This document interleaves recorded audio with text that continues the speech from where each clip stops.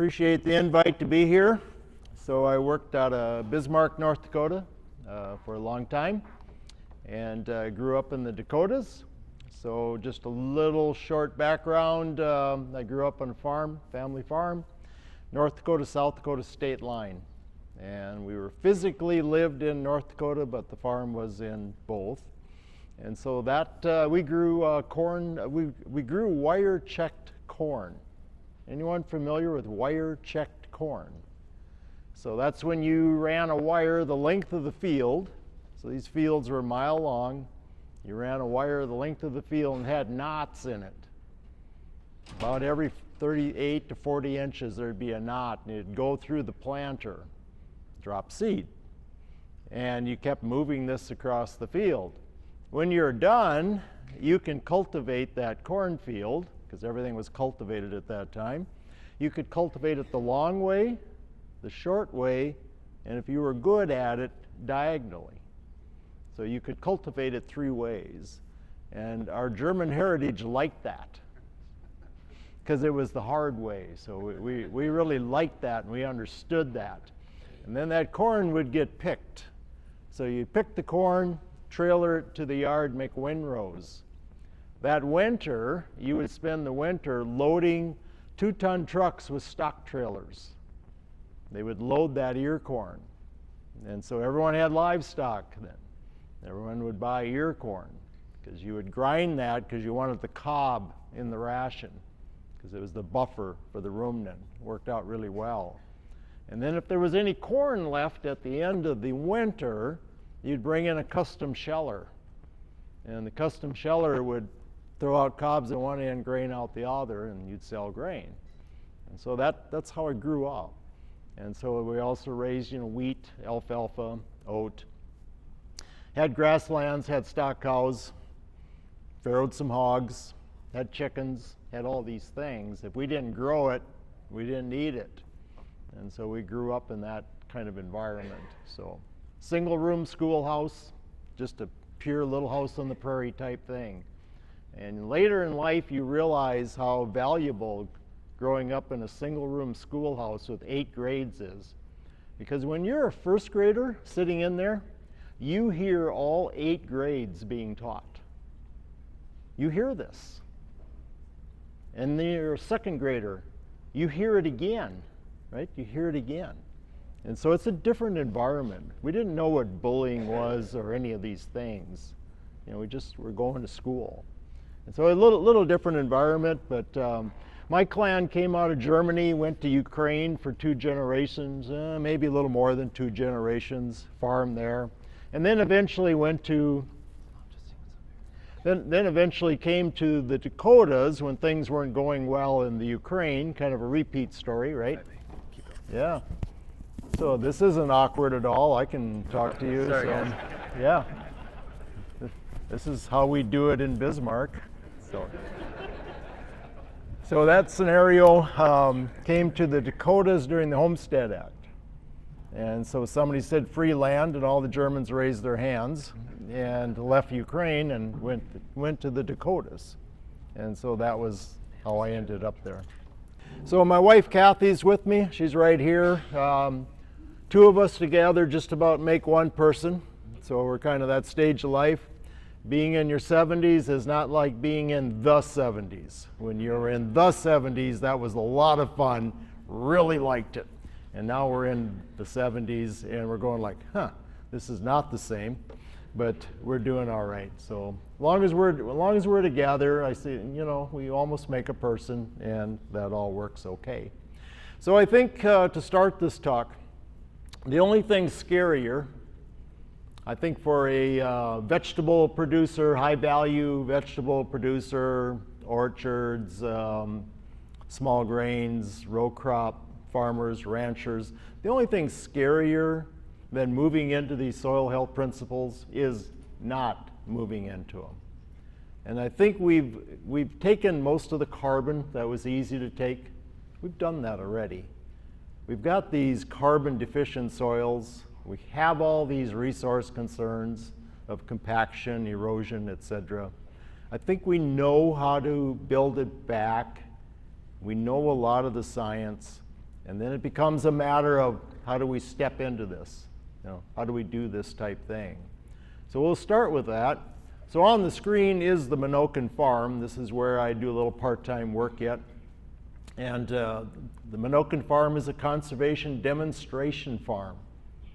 It's got nothing to do with maximum yield. It has everything to do with putting a conservation practice on the ground and being able to observe it and being able to monitor it. So there's 10 cropland fields.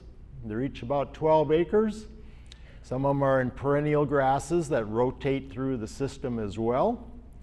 What you're going to see is also a tree arboretum. You can see that in the photo. You can see the compost. We have the turn compost and we have the static compost. It's a demonstration farm, so you try to have different scenarios available.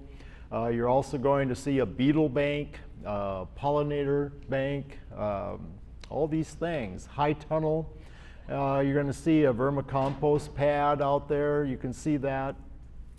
See if I got a, yeah. So you can see kind of a vermicompost pad with green plants. James White, the rhizophagy guy, helped us kind of get that set up, gave us a little advice on that. And so it's a demonstration farm, and we host anywhere from 35 plus or minus days a summer for groups, and they come from anywheres. And so any country, any state, and so we'll host them. And we'll spend the day and look at what we want to look at. So it's always kind of interesting when they come because different groups have different things. One thing I have to share with you before we step into this is we always have one field that's in a full season combination cover crop, because when groups come, they don't care what time of year it is, they want to see that. Okay, so we have a full season one that we manage graze a little later in the summer. When those groups come, I've seen these groups do virtually anything in there. I've seen them take selfies, I've seen them lay down in it, I've seen them close their eyes and listen to the insects and the birds. It's just really interesting to observe them. So, okay, with that, conservation is the foundation of agriculture. So, can you do that? Can you do that? If you can do this, and if you can do this for long periods of time during the growing season, not just for one small cash crop, but for the entire time, can you do this? So if you look at it, whoops, okay, did that without my glasses on. Okay. So let's look at this. So this is a fibrous, this corn has some fibrous roots on it, so it's capable of building a soil aggregate. At the bottom of soil regeneration, you have to build soil aggregates. And you have to build the aggregates faster than you lose them. Okay? So you will always be building aggregates because they only last a few weeks or a month and a half, somewhere's in there, because the glues are a food and the biology will eat the glues. Or we will till them and take them out that way. And so you're always going to be building aggregates. So if you look at this, you can see the rhizosphere here, and you can see the aggregates hanging on that root. Now you're building soils. So the aggregates are oddly shaped. When they get next to each other, they don't fit close together, they fit oddly, and in between them is a pore space. And so this is at the bottom of soil regeneration. This is foundational, whether you are grazing livestock, cropland, gardening, whatever it is you're doing. So now I want to point something out that I'd like you to do this coming summer. You see how some of these are plump? See that plump root mass right there? A little bit yellowish, see that? Plump. That one's real plump, that one's real plump, this one. I want you to nip them off with a knife before the plant goes to tassel. Dig it up, nip off those ends. You can wash them off if you want to, and then I want you to taste them. What will you taste? Sugar. The purest sugar taste you will ever taste. Very unique, very special. And when you do that, you will understand what that plant is doing. That's the energy coming into the soil. That's the sugar exudate. That's the carbon. Okay? And so when you have more of this coming in than leaving, interesting things happen in your soil that you never envisioned could. Now, on the other hand, if you, see if I get this right, if you start chewing on this one or this one, notice how they are not plump, it's going to taste a lot like boot leather.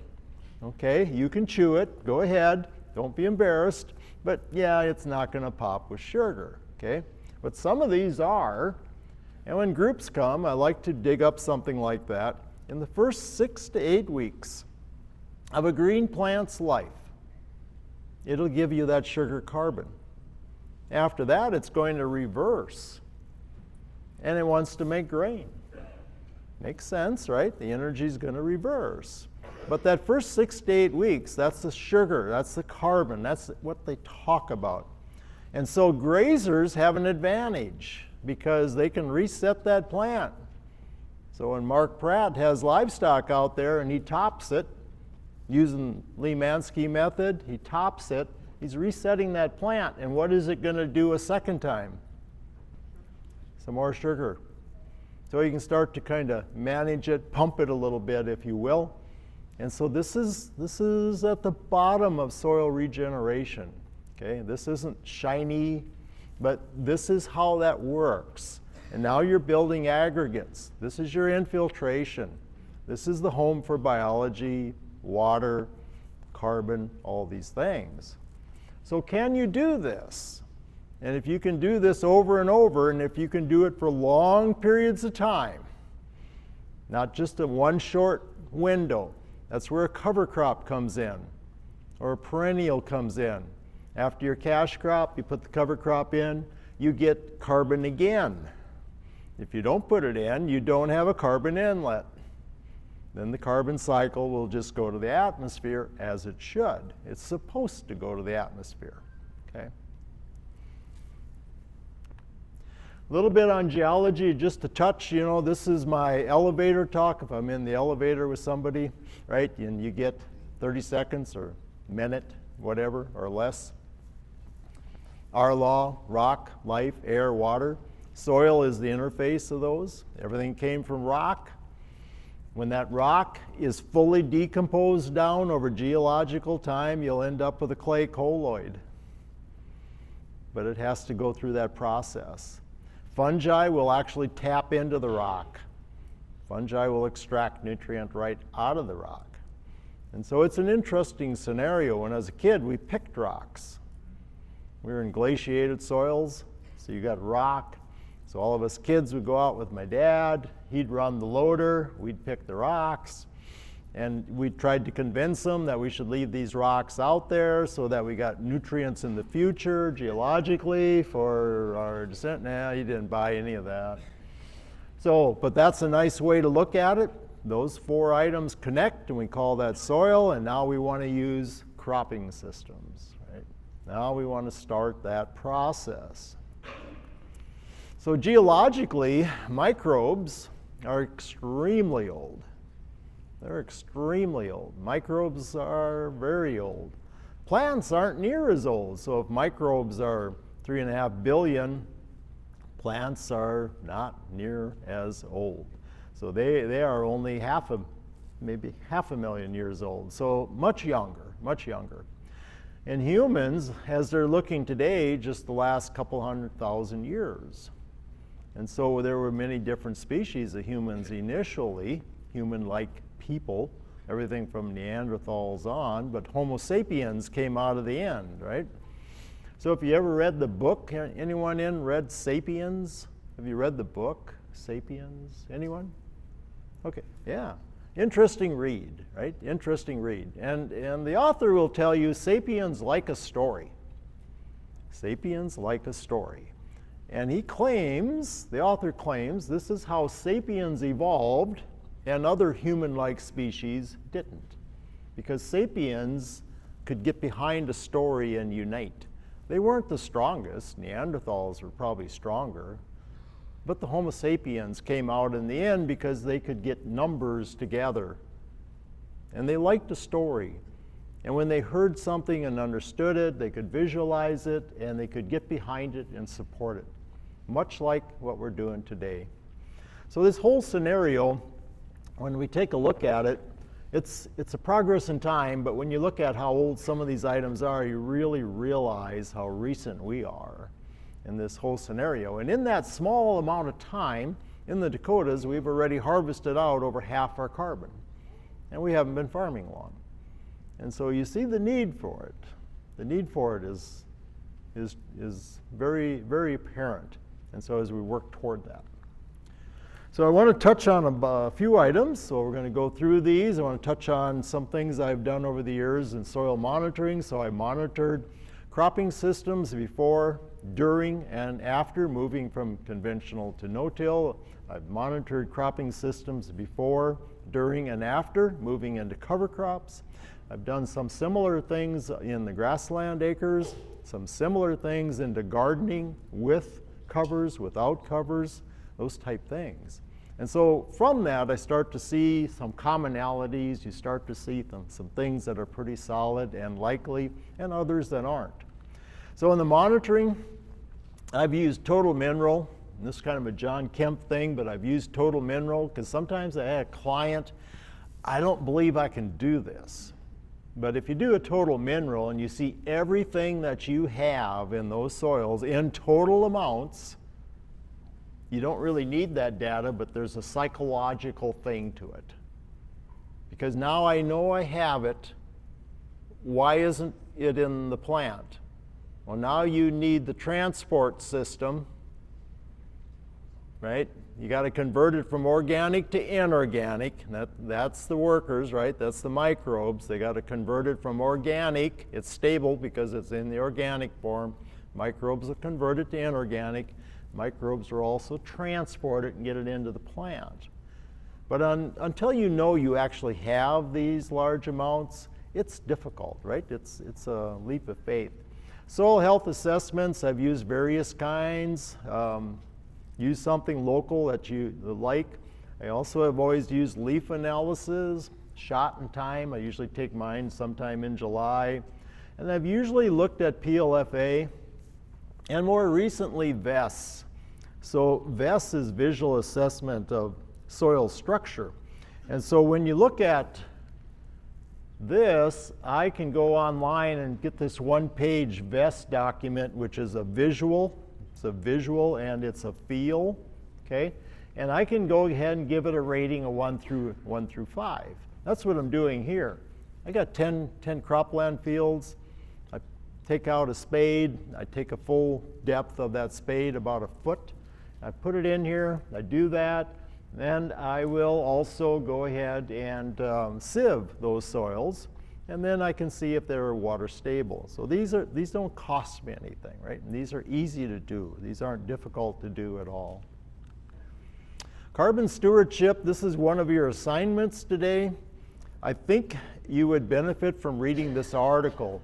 And it talks about soil carbon stewardship in lieu of sequestration, because we're always talking about sequestration, which is just one part of carbon stewardship. Carbon stewardship is what the masses can get behind. The grocery buyers can get behind. Sequestration is just trying to bring something into a more stable arena that will last longer, okay? But that's just one part, just one part. I think we really want to start talking more about stewardship. Carbon stewardship is the entire process. Most of us like to eat every day, some of us 2-3 times. And when we are looking at stewardship, that comes into play, okay? And so I think stewardship, but this is a great article written by Dr. Jansen in Canada. He really nailed it. It's easy to read, definitely will make you think. So stewardship, I think, is where we want to go. When we look at soil organic matter in general, I'm just going to point out a couple things. When you get to the bottom of soil organic matter, it decomposes down into humic and fulvic acid are two of the parts. That's the end of the decomposition trail. You can't decompose that any further, right? So sometimes you look at buying something with fulvic acid or buying something with humic acid. Those are definitely items nature uses. right? We use it all the time. So it shouldn't be surprised if you see some impact from humic or fulvic acid. Fulvic acid definitely is plant related because the molecule size is so small. Humic acid is more soil related, okay? And so you find your way on those. And then the other side of the coin is the humin. When you get into the humus, that basically, you see where it says it has great resistance to the soil food web right here? Why does it have great resistance to the soil food web? There's nothing left to eat. Of course they have resistance now. There's nothing left to eat. And so the soil food web decomposes these down. It just works them until, like me, when the refrigerator's empty, I quit going to it, right? And so you find your way on these things, but this humus portion here, this is basically your soil structure. That becomes the soil structure that you visually see, okay? Humic and fulvic acid play their roles in either soil or plant. All good stuff. Okay, help me out with this saying. So there's 17 items, 17 elements that are typically a green plant uses. Everybody knows these, right? You all learn these. And so this little saying helps, but I want you to help me out with it, okay? What's this one? Carbon, boron, hydrogen, oxygen, phosphorus, potassium, nitrogen, sulfur, calcium, iron, chlorine. What's that one? Manganese, molybdenum, molybdenum, right? What's this one? Nickel. How about Cu? Copper. Who's ever said that? You passed already. So yeah, Cu, copper, so clever, right? Zn, zinc, magnesium. And so if you know that little saying, you know those 17, right? And so I was taught nitrogen, phosphorus, and potassium when I was in college. But these 17 are all important, right? It's not just 1, 2, or 3 of them, okay? So with that, so when you do a total mineral, you see what these are in your soil, right? So now you know what these are, okay? So you can look at them in the soil, all right? That's just a total mineral. That's a one-time thing for me. I'll do it one time and I'll probably never pull it again. You can, but just a one time, and I don't even need it on every field. I might take a representative field. Okay, so in this same line, what is this? What is that? Somebody got Cu. Can that same person answer this one? What is this photo? This is in Africa. Tony, want to take a swing at it since it's Africa? It's the world's longest conveyor belt. So it's 62 miles. It moves something to the ocean. What does it move to the ocean? That's a satellite shot. What does it move to the ocean? Phosphorus. So that conveyor belt is moving phosphorus to the ocean. What happens when it gets to the ocean? Gets on a ship. Where does it go then? Highest bidder. Okay, it's one of the major locations of phosphorus in the world. Okay, U.S. doesn't have that much phosphorus. Okay, but this one is about 61 miles long, Western Sahara. Phosphate ore, move it to the ocean. Again, you start looking at those 17 items and you start thinking about these individually, right? Start thinking about them individually. That's why I like to start with, what do you have? What do you have? What do you got? So one thing I can tell you about, I'm going to go back to this. One thing I can tell you about phosphorus, and this is what I've seen at the Menoken farm over time because I monitor these soils twice a year. When you bring diversity in, when you increase diversity and you apply the soil health principles, available phosphorus improved. Most of the phosphorus in North Dakota that we've applied in the last 50 years is still either locked into the soil or left on wind erosion. Very little of that phosphorus ended up in a plant because it locks almost immediately. When you bring in diversity, you bring in the principles, it doesn't create phosphorus. There's no magic. It doesn't create phosphorus, but it makes phosphorus available. If you're using, for instance, a malic 3, it will go up. And so this is just an observation over time. Phosphorus was much easier than I thought it was going to be. I thought it was going to be a real struggle because it's kind of an ornery thing, and it turned out to be relatively simple. Also, you can take plants and ferment them and look at these minerals. You can look at each of these elements. So we ferment based on Nigel Palmer's book. So we brought him out to Bismarck and we said, teach us. And so he taught us plant ferment. And you take plants. These are some of the ones. We've done more.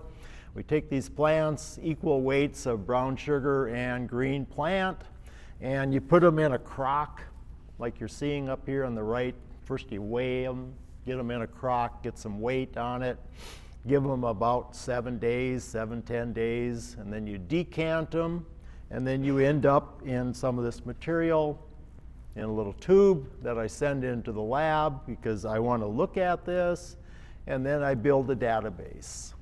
So if you're an old man with no life, this is what you do. You do these things. So now these 17 items, I can see them in the soil, I can see them in these plants. Now my mind is formulating thoughts on those, right? And also you learn that weeds, because a lot of them were weeds that we did, they're huge mineral accumulators. A weed is a huge mineral accumulator. And I hope to eventually be able to unravel some of these items about what is that weed trying to do, and if I bring back this type of material, which I now use this for a seed inoculant. This goes into the liquid for seed inoculant along with leachate material out of vermicompost, and you make your own bioinoculant from everything that is you in your environment, okay? So I want to visit too about carbon, hydrogen, and oxygen. Those are 3 items that are really important. Those are the 3 items I probably didn't spend a lot of time on in college. And so you do so many things in agriculture with them. So look at carbon, hydrogen, and oxygen. If you understand those 3 and the combinations they create so many different combinations. Everything from oxygen, O2, then you get to CO2, and you get to H2O, you get to sugar. And carbonic acid is one I didn't initially understand, but virtually every rain is acid rain, because as the rainfall comes through the CO2, it forms carbonic acid. Even deep in your profile, because you're respiring, if you're respiring CO2 and it combines with soil water, you're going to make some carbonic acid. You might make some hydrogen available for your pH. Only if you got a full profile then. You got to have happy microbes also if you want a happy pH. And so these are things that I think we can move into pretty readily. Also, that plant root, fibrous, building aggregates. That one, build aggregates. One of our major resource concerns in North Dakota is wind erosion. Wind erosion on no-till systems, because our major crop now is soybean. And when you grow soybean, that plant is not evil, but it is not very capable of building an aggregate.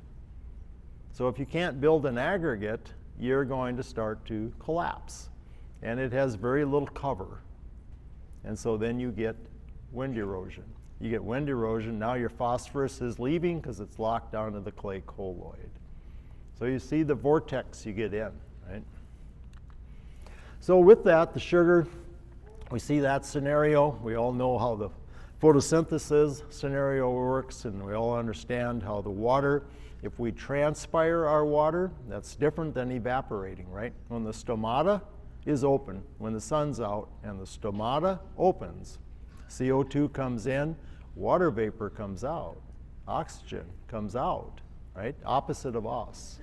And so you look at that scenario and you start to understand is if you have transpiration, you're buying something in nature, always. evaporation, you're always losing something. So we always have cover. And carbonic acid, I think, is one of our big keys, just in terms of managing pH. You start looking at these things all a little bit different as you move into the principles. Even with the potential hydrogen, so a good example is carbon sources. So if you have a high pH and you want to lower this, my first choice is carbon sources. So if I can bring in carbon sources and lower that pH, this is kind of my cheat sheet I use when I work with people and clients. And I start looking at these scenarios. Carbon sources make a huge impact on this, right? But I got to have a full profile. I got to have the full profile working for me, not just the top foot. If I got a compacted scenario, this is very difficult. And so elemental sulfur is kind of the go-to, right? But my first choice would be, can I do it with more carbon sources? Because there's so many benefits.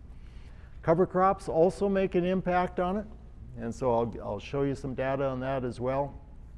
Coffee, if you put in coffee grounds or if you just put in the coffee, depends on how much you want to lower it. So if you're in a high tunnel, these are good choices. White vinegar, coffee, coffee grounds, humic acids buffer, cover crops in the high tunnel or outdoor garden. If you got larger areas, then I start moving up here if you're into the cropland more, okay?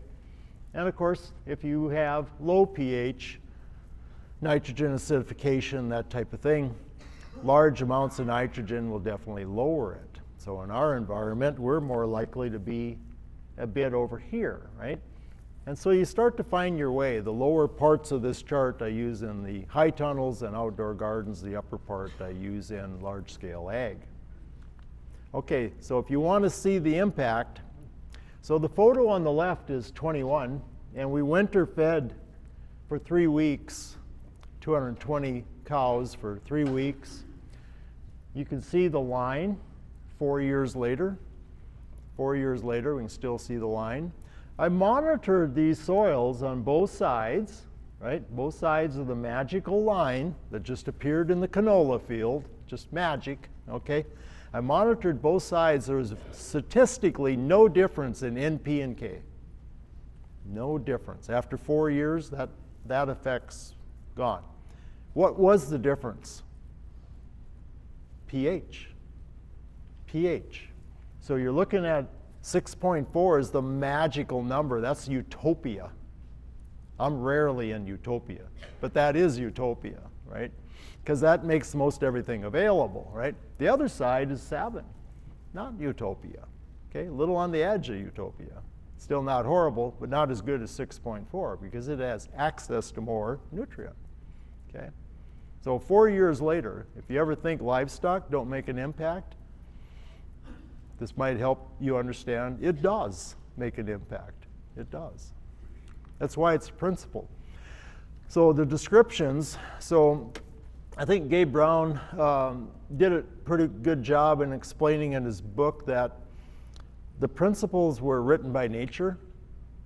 I like that analogy, but it's up to us to write a description. So I write descriptions. I wrote descriptions for USDA NRCS on soil health principles where you describe your landscape. I described each one of them, and my first attempt at this, I would say, was a little less than sad or pathetic. I mean, it was really not good. And each time I rewrote them, it got a little better, right? Because you saw more things. You had more failures, you had an occasional success, and you started to write a better description. So if you want to use them, my advice is write a brief description. That first attempt doesn't have to be big. Write a paragraph or two for each one, for your neck of the woods, or your farm, or your watershed area. Watershed's not the right word, Mark. What's the right word? Water catchment. Water catchment. That's a better word, right? Because shed just means you're getting rid of water. Catchment. Okay. And so write it for your neck of the woods. That's what's really important. If you wanna use one of mine, you can go to menokenfarm.com and look at what I wrote. Acres USA is also just running them now. And so I'm going to have 5 principals or 5 magazine subscriptions, and they're going to go ahead and run those. That's not you, though. That's not you. Yours is different, right? Yours is different. North Dakota and Utah couldn't be further apart from each other. I mean, we are the exact opposite of you, right? We can see 40 miles flat, right? I can't see that far here. These big hills get in the way. Beautiful, beautiful scenery. Okay, addressing our landscape, we used to have an O horizon virtually all over on grasslands and perennials. The O horizon was the organic material layer on the top, and as it decomposed, it built the profile, okay?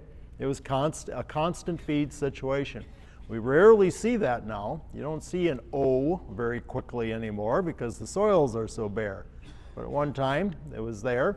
This is one I can show you where you can just take your knife, you can go to the farm, Menoken farm, go into one of our perennial fields, you can take your knife and just cut that O layer.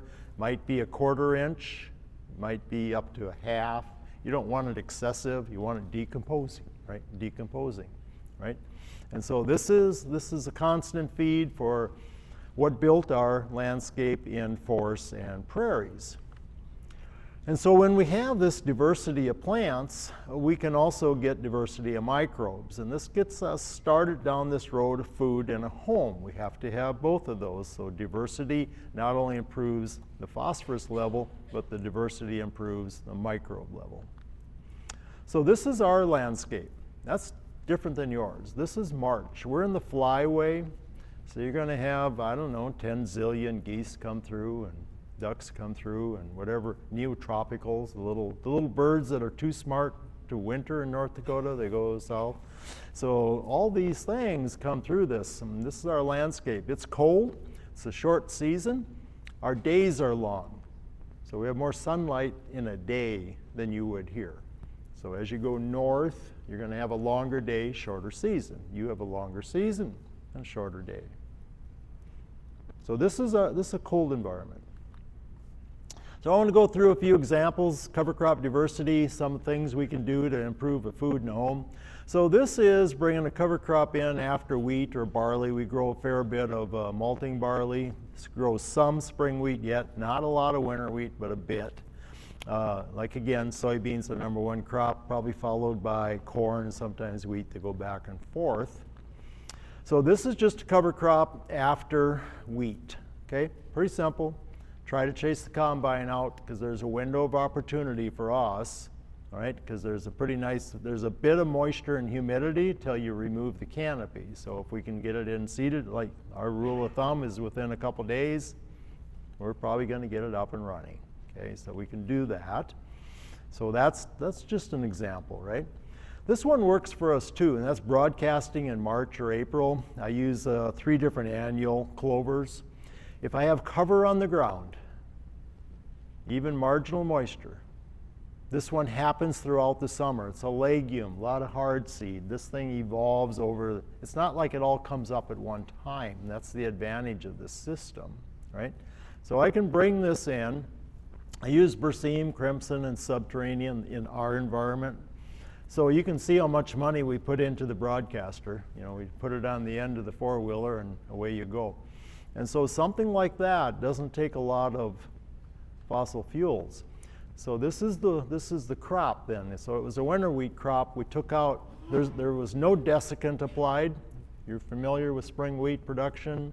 You can apply a desiccant at harvest time. That doesn't work for us, so we don't do that. And so you're looking at a story, you know, it's a cover crop understory, right? So the legumes underneath this winter wheat. And Kathy made the observation for me one day. I'm not good with colors, but she is. And she said, look at the color of the wheat. And so it reminded me of when I was a kid. We had wheat that looked like that in the fall. And so somehow or other with degraded soils, it doesn't express its color. You know, that's a secondary metabolite for color. So you have to have something functioning to get the secondary metabolite to express the color, okay? But that's how it looked. So that's a pretty nice little cover crop. absolutely no pesticide on this one. So we took out, I should tell you, we took out fungicides, insecticides, and commercial fertilizer when we started the farm in 2009. So there's been no insecticide, no fungicide, no commercial fertilizer since 2009. Now we're working on herbicide. Tougher game, right? Not for the faint of heart. A little tougher game, a little different thinking. So winter wheat isn't that difficult to do. So we windrowed it, combined it, ran 50, 12 protein, not horrible. So we like that. The Brix was 17. What's the big cutoff in Brix?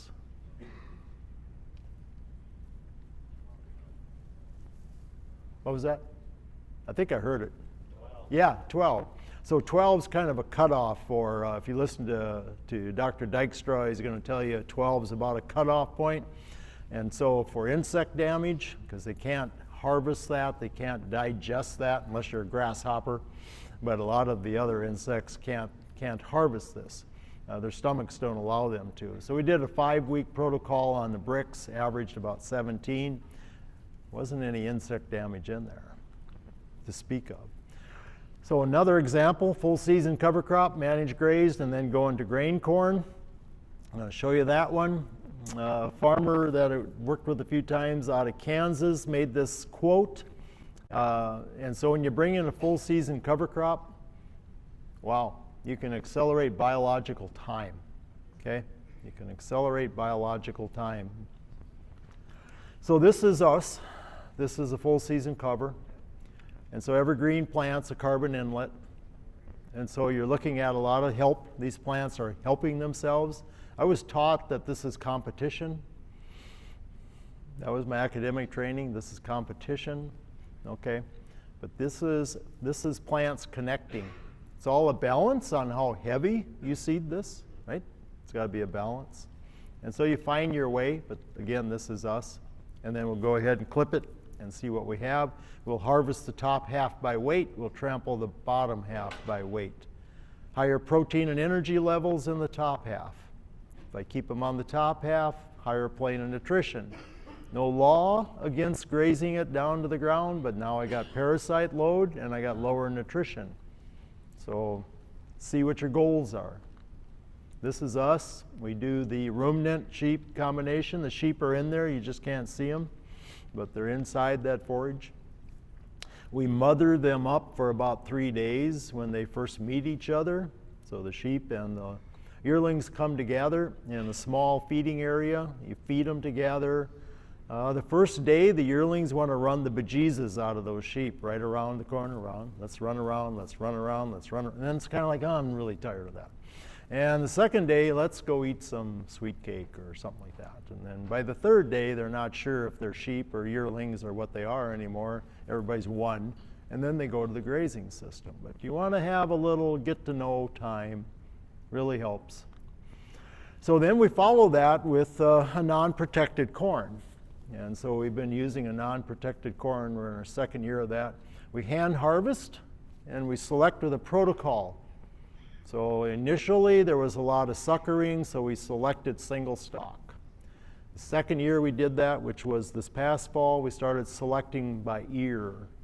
And so you make it yours, because then the microbes inside the seed and the microbes outside of the seed are yours.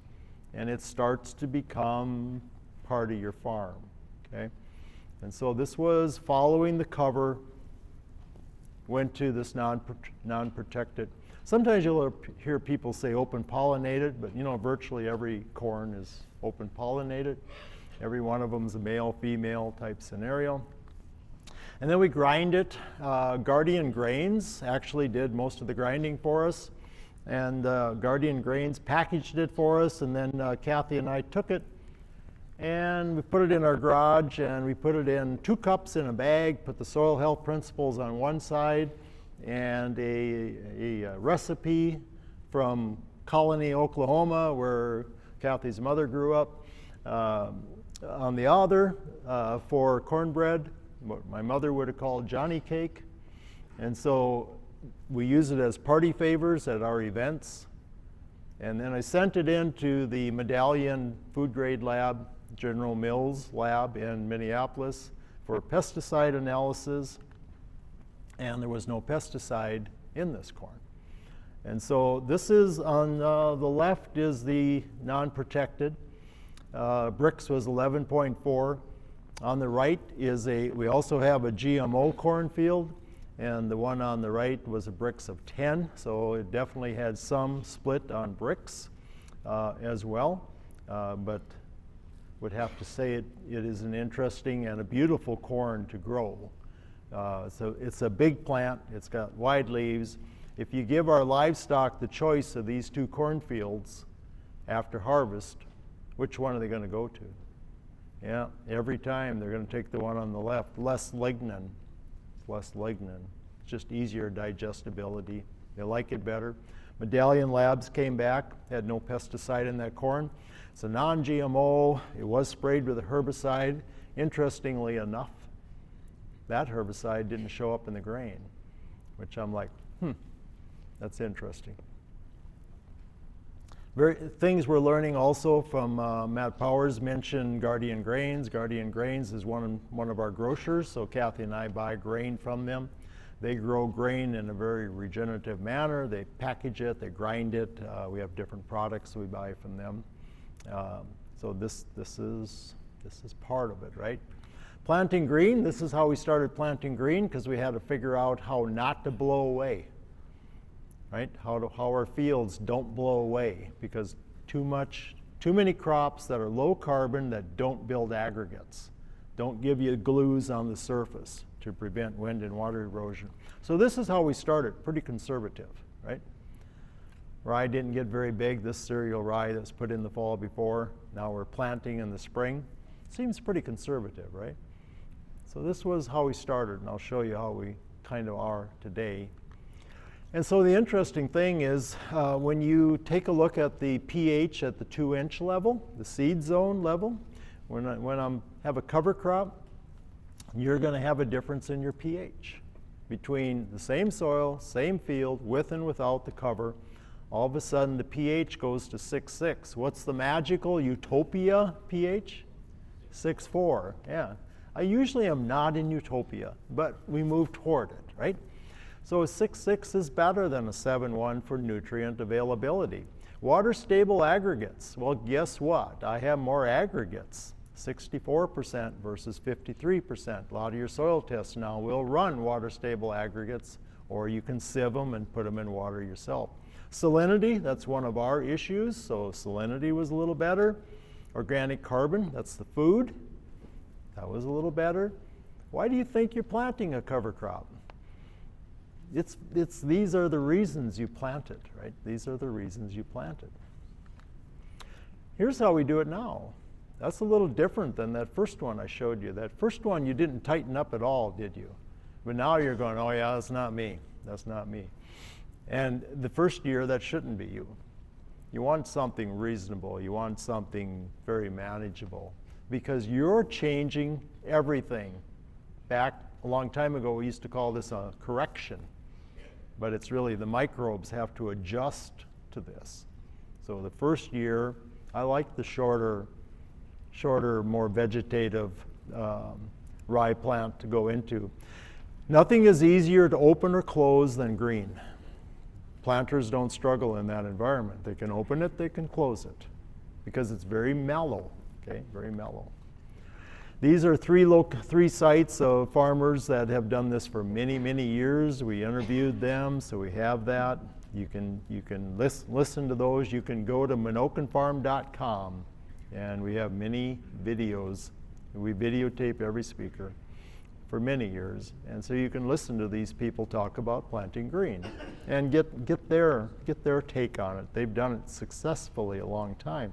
Now the soybean field doesn't blow away. You can do the herbicide. This is one with a herbicide, so you can see how it looks. It's got brown, right? It's got brown dead litter. You got soybean growing. We can also do it with canola. Canola is another one that very difficult to grow in this environment as far as keeping cover on the ground. You can also do this, where you take the herbicide out completely. A double nine sickle mark. So now we're making hay, except we don't rake. And so we're not terminating it with herbicide. Now we're moving into termination with a mower. Okay, different story. So June 13, so the soybeans are underneath. They've been seeded, okay? Just starting to come up. Now you're putting this down. So the day we did this, I found a big bag and I put it over my head so that others didn't recognize me as they were driving by, because everyone knows those soybeans aren't going to come up, right? They aren't going to come up. And so it took them a bit, but they did come up. And then, of course, monitoring type people like me, what's going on with the biology? So if you look at the biology, total biomass, where we applied the pesticide portion, it was 2790 just in total biomass versus 3920. Did the microbes like it? Oh, yeah. Yeah, the microbes did better. Bacteria, fungi, everything went up, right? Everything went up. So we know this. Now I took those soybeans and I sent in both samples where we mowed and where we sprayed. In this case was glyphosate. Is the glyphosate in the soybean? Absolutely. We know this. I mean, we knew this before we sent it in, right? This is not new. It's just that we don't usually send our end product in, right? We usually don't send our end product in and say, I want to know what's in it for pesticide, okay? And that's what this is. The one that was mowed, there was no pesticide. I thought there might be drift, but it was clean as well, so that was good. And so you find your way, because in our environment, those soybeans go to a crushing plant, and the oil gets shipped wherever, right? Used wherever. And the pulp goes to the feedlot. So then it's in the food chain, right? It's in the food chain. Companion growing, so this is another technique that we're trying to use. And that's putting a cover with the plant. So a good friend of mine farms in Missouri. He puts buckwheat in with his soybean. Now this is growing a traditional, in his case, traditional GMO soybean. And the lower one is covers growing with sunflower. So we grow 7 or 8 different species of covers in alternate rows with the sunflowers, okay? And so it's all broadleaves, so I can still use a grass herbicide if I need to. Gives me an option, right? And so a couple of different ways. And then there's this young guy, Alex Fraser. I'm very impressed with him. He is a South Dakotan, and if you live in North Dakota, you rarely say anything good, about a South Dakotan. But in this case, I called him up one day and I said, I'm really impressed with what you've been doing. And I said, you're seeing something, because he's been doing this on his farm for 4 years now.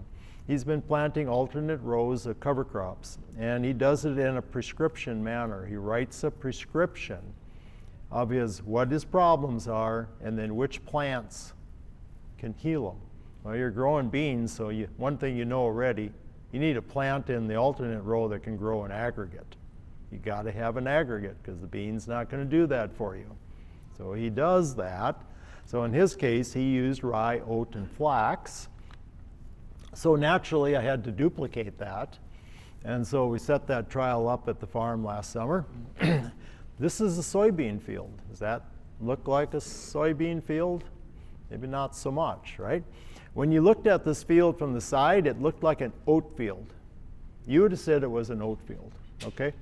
Oats is really good at building aggregates. Fibrous roots all over the place. Now, it's real important I leave it in for 6 to 8 weeks. Why? Carbon sugar. You got to get your carbon sugar exudate. This is why you're doing this. And so you get that plant in there, you want 6 to 8 weeks before termination. In this case, it's going to be a herbicide termination, okay? And so we're going to build aggregates. And that's my end product. It was a nice soybean field. Well, okay, what did it do? Well, let's look a little further. This was our field day. We brought them in. So if you look at water-stable aggregates, did they improve? Yes. Water-stable aggregates went up, meaning infiltration went up. Better infiltration, okay? What about microbial active carbon? Went up a bit. What about salinity? It was low, it stayed low, right? You got to keep salinity low. If you let salinity get out of hand, It's tough to come back the other way. You just don't want to let it out of the box. Keep the lid on it, okay? How about the C-N ratio? Well, soybean fields, if you look at carbon-nitrogen ratio, they're really extremely low in the fall. Why? Because it's a low-carbon plant, right? It's just the nature of the plant. So the one in parentheses here had no cover crop. So the soybean field right beside it, 4.7. This one was 5.9. Both too low, meaning we need to have probably even more high-carbon crops in there. But this was the start of looking at planting green.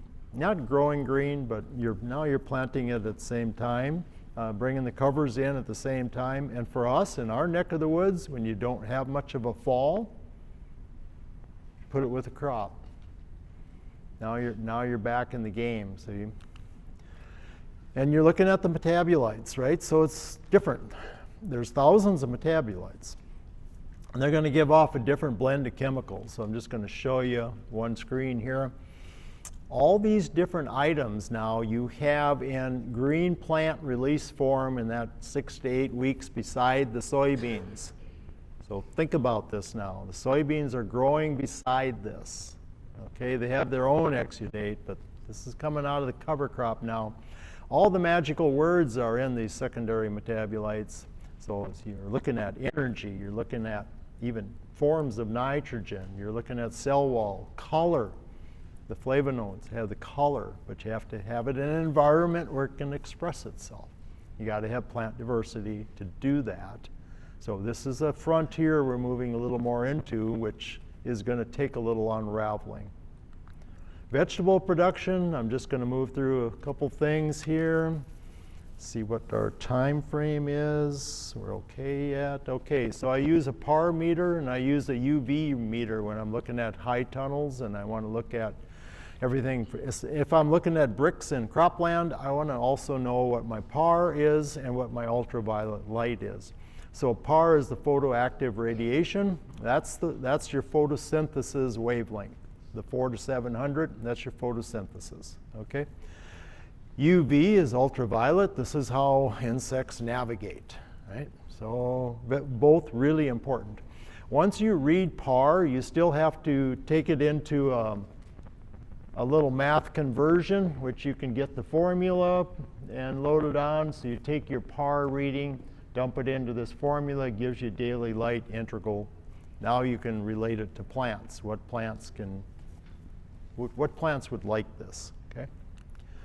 So they're pretty straightforward. And so the interesting thing is, you see on the PAR, you see this one here, this day here, only 688, this day here, 975. We had no clouds either of those days, but it dropped way down. Anyone want to guess? You maybe aren't impacted as much as we are on this, but we're very impacted by smoke. And smoke comes out of northern Canada. If there's any fishermen in here, been to Flin Flon? Any fishermen? That's the fishing mecca of the world, Flin Flon. So it's on the border of Saskatchewan, Manitoba, straight north of Bismarck, and it's a big destination, right? And so that area just burned. They had to move all the people out, and that whole area, huge area, burned. When that smoke comes down, and we're scheduled to be 92, we might be 80 that day, maybe, and there'll be no sunshine. And so the smoke, every time we had smoke, you can see it on the PAR, right? Really came in. You can also see it on the UV.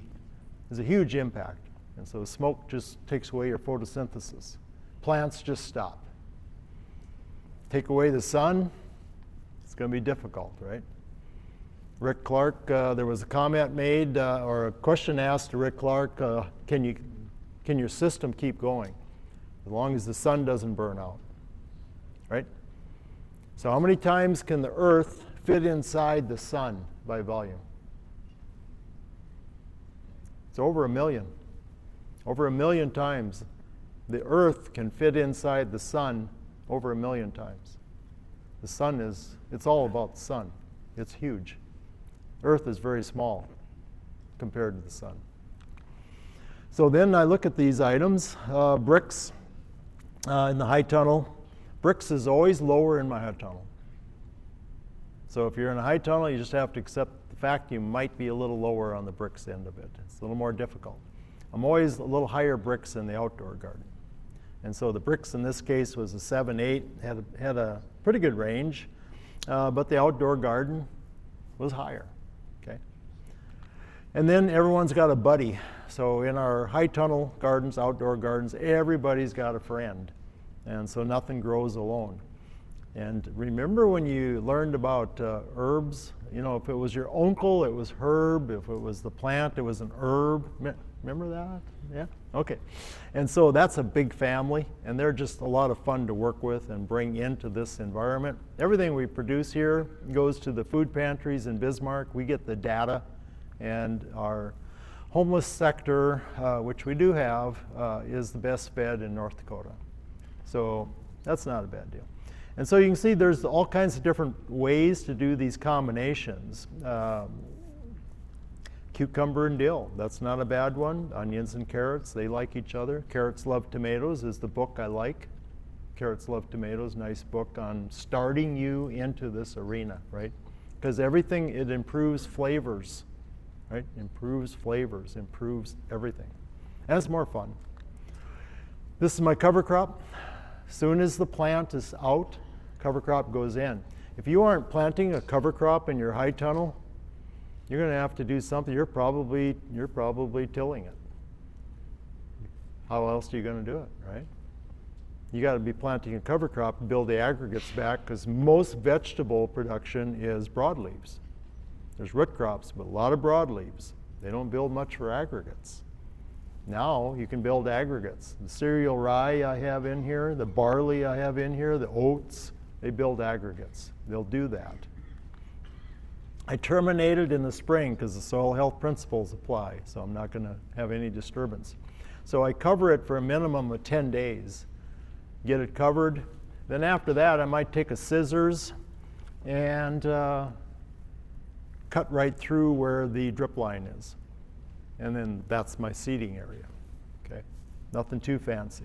And then I monitor these, so I do soils on them every year. And then I take a look at the pH, and I can do some nice adjustments.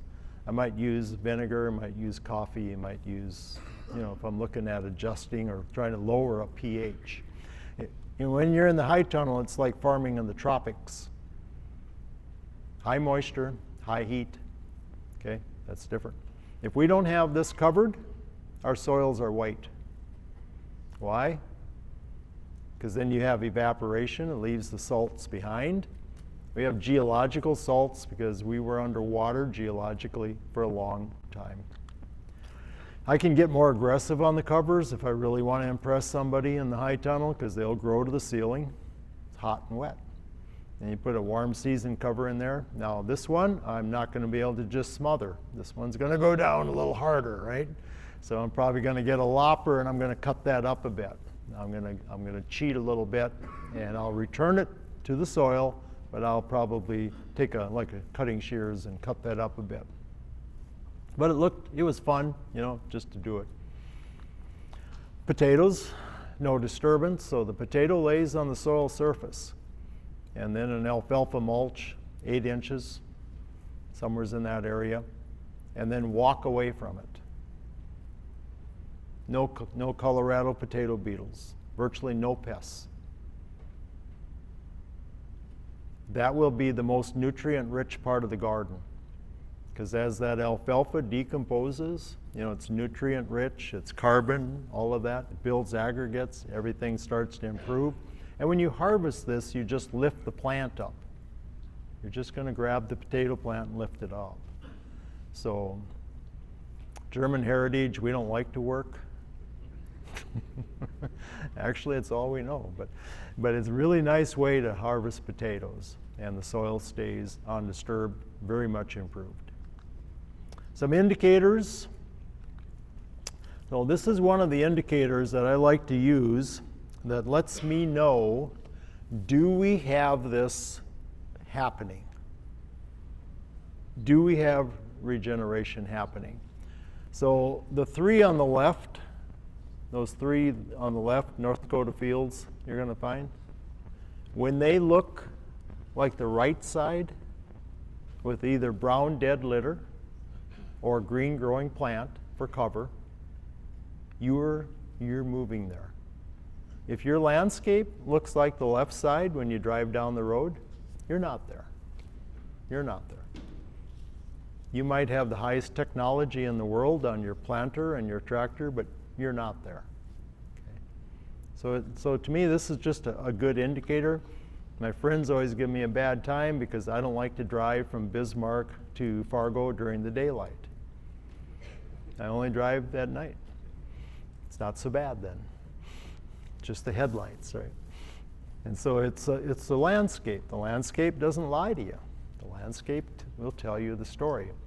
Another indicator I like to use, and this is in our perennial field, if you have this right there, which is enlarged over here, if you have that root coming out of the bottom of a 4-foot profile, I'm on your side.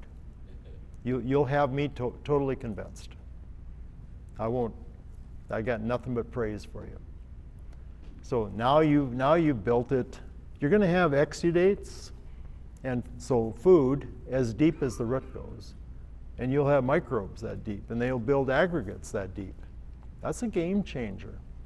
I can hold 9 inches of water in a 4-foot profile of a mollisol loam. Mollisols is a series of a loam soil in Menoken farm. If I improve the carbon level, if I improve the soil organic matter, all of a sudden I can hold more water, right? But I can hold 9. We got a full profile right now. We had a wet year in 25. We have no snow. We look brown, you know. There's no snow, which is strange for us. And so, but if you have this coming out of the end, that's a big scenario. Okay, now your homework. Now we got to get to your homework. Okay. So I listed the top book for a reason, Soil Owner's Manual by John Sticka. He's got a second one out now. And so John Sticka is an old colleague. We used to work together back in 85 or 6, somewhere in there. And John writes really well. He's really good at describing something. And so he puts it in a manner that you can understand it. And so I really encourage that one. From the human aspect, if you want to know who we are, read the Buffalo Harvest. Because the Buffalo Harvest will talk to you about, Frank Meyer wrote it, he's the person that shot more bison than anyone else.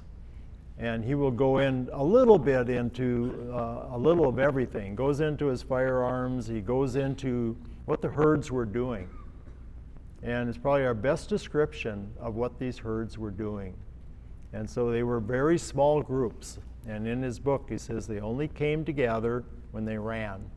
But he said when he went out to, and he said, I'm not proud of it, but I'm not trying to say it was right or wrong, but it kept me alive for about 6 years. And so over about a 6-7 year period, the bison were totally taken out, okay? Mark described beaver yesterday in his talk. And beaver, because somebody in Europe decided a dead beaver looked good on your head, that they should all be taken out and harvested and sent to Europe. Because that was, the dead beaver looked so good on your head. And so when the bison were harvested, it wasn't for meat. And he explains this quite well. He did take them for meat if he had a meat contract with the military or some group. But he said normally we took the hide and maybe the tongue. And so that's an interesting situation. And then he describes in there who came in after. And so after this, he said there was a group that they called the woofers. And the woofers would come and put strychnine on the carcasses. And they would harvest all the predators. So all the wolves, all the coyotes, anything that came to eat would die and would take that one. The group that came in after that was the third group. And he said the third group is actually the group that made money. And he said the third group were the bone collectors. And so the bone collectors came in, and that was a common thing in North Dakota.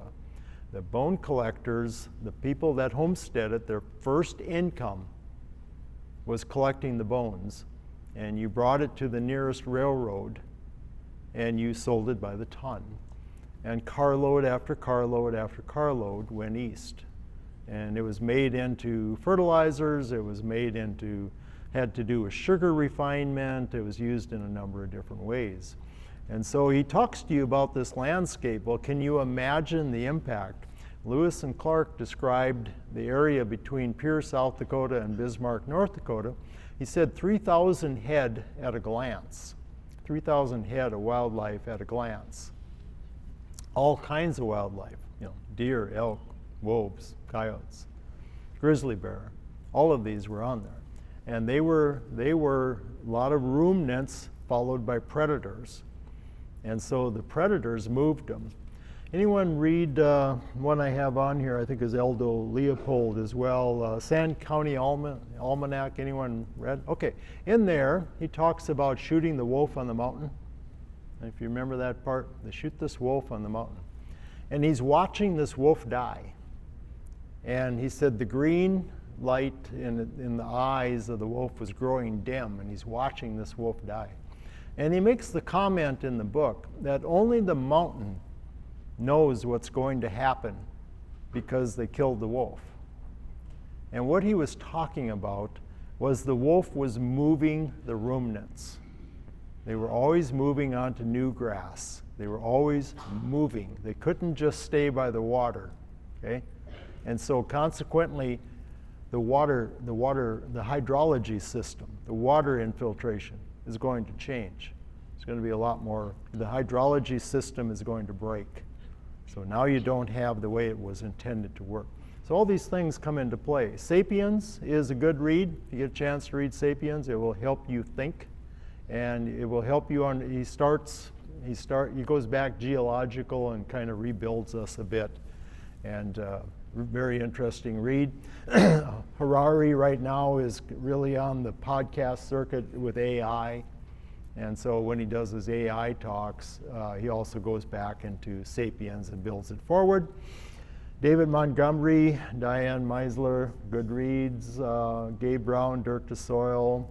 I'm just going to go down. Journals of Lewis and Clark. If you haven't read them, you should.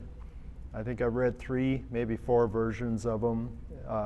Tells you our landscape, and you get to hear a story, right? Sapiens like a story.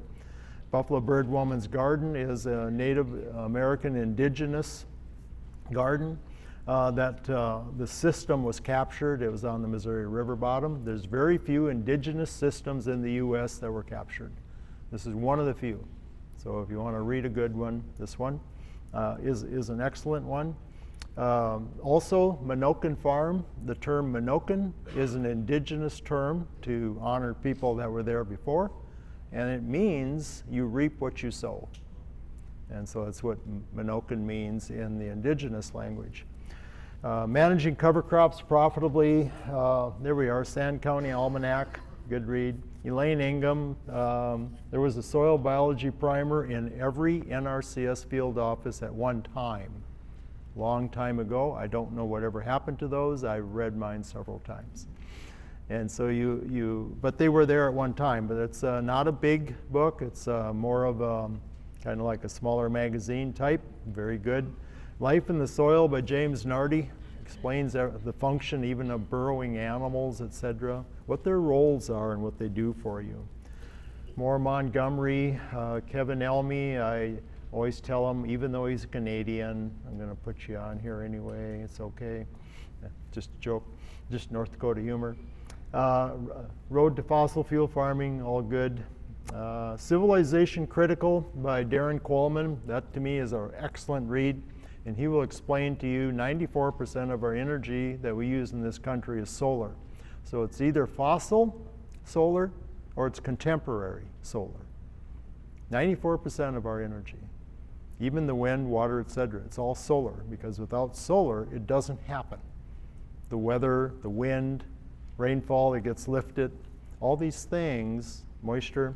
All these things happen because of solar, okay? And so only 4% is not this, and that's nuclear, okay? So we have about 4% nuclear, which doesn't respire CO2. And so you start looking at, Qualman is from Saskatoon, so long ways north of Bismarck, and he's a very intelligent individual. If you get a chance to read Civilization Critical, the book was out and one of the vendors had that book, and it is a good book. I've read parts of it 2-3 times. What Your Food Ate, another good read. Menokenfarm.com, you can go there and watch any of our videos. Happy to have you. YouTube channel, we're very creative. That's Menoken Farm as well. And then your second list of homework, John Sticka's second book, which I think we got the first day of this event. The first day of this event, we did a soils assessment in the field and really enjoyed the folks that were in there. I was group 3. I don't know, was anyone group 3 in here? Anyone group 3? Okay. And so it was a lot of fun. Really enjoyed that. Appreciate that.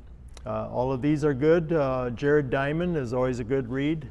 Collapse, Guns, Germs, and Steel, if you want to start to understand who we are again as well.